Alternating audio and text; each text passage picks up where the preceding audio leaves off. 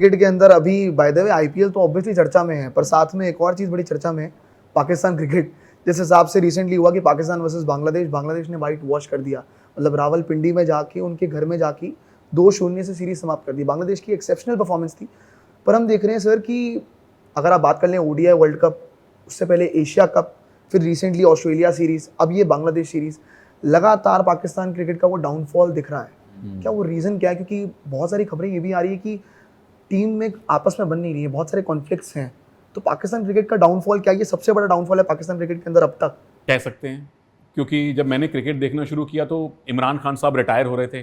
92 world cup के time पे मैं 11 साल का था और मेरा बड़ा भाई क्रिकेट देखता था और एक ही चैनल आता था तो वो चल रहा था।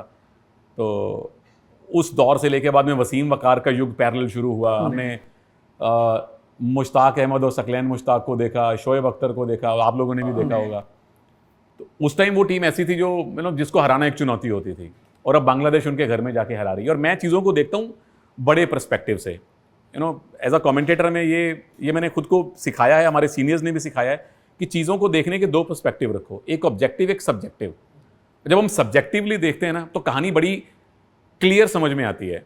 हर्षा भोगले साहब ने एक बार ये कहा था कि कोई देश एज अ कंट्री क्या कर रहा है उसको जानने के लिए उसकी क्रिकेट का हाल देख लो, और उस देश की क्रिकेट किस स्थिति में है ये पता करने के लिए देश का हाल देख लो। दोनों पैरेलल चलेंगे by and large. Bharat cricket की बहुत बड़ी शक्ति है, भारत एज अ कंट्री दुनिया की बहुत बड़ी महाशक्ति है।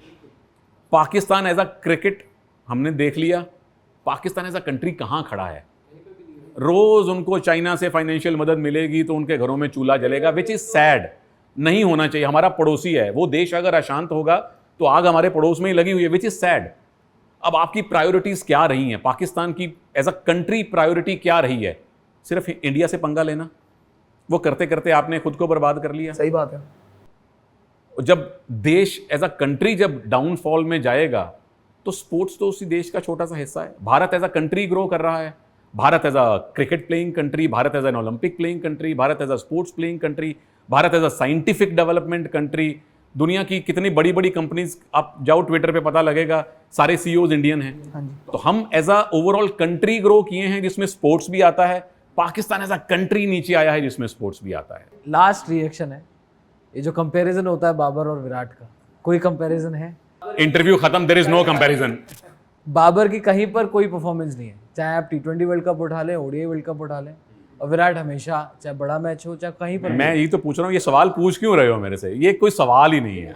आप मुझसे विराट और सचिन के बारे में पूछे, दोनों को मैंने अपनी आंखों के सामने खेलते देखा है, दोनों के मैचेस पे कमेंट्री की है, तो मैं सोचूंगा यार सचिन तेंदुलकर साहब और विराट कोहली साहब, 2 मिनट लगेंगे और फिर मैं डिप्लोमेटिक आंसर देके निकल जाऊंगा, क्योंकि दो ग्रेट्स हैं। Interview over, there is no comparison. Babar Pakistan के लिए ठीक है, उनका एक फेज था, उनका शबाब था, but there is no comparison. शबाब खत्म हो गया, अब शबाब खत्म हो गया। हम छोड़ते नहीं हैं, हम उनके फैंस भी नहीं छोड़ते हैं। हम क्यूट हैं तो वो क्यूट प्रो मैक्स में हैं। वो मोमबत्ती बुझ गई, लौ जल गई, वो अभी भी उससे रोशनी की उम्मीद ढूंढ रहे हैं। छोड़ दीजिए बाबर को। मैं ये कह रहा हूँ कि चैंपियंस ट्रॉफी को लेकर भी चर्चा, चैंपियंस ट्रॉफी 2025 पाकिस्तान होस्ट है, क्या भारतीय टीम पाकिस्तान जाएगी? सीधा सवाल, क्या भारतीय टीम पाकिस्तान जाएगी? जो सरकार का फैसला होगा हमें साथ खड़ा होना होगा।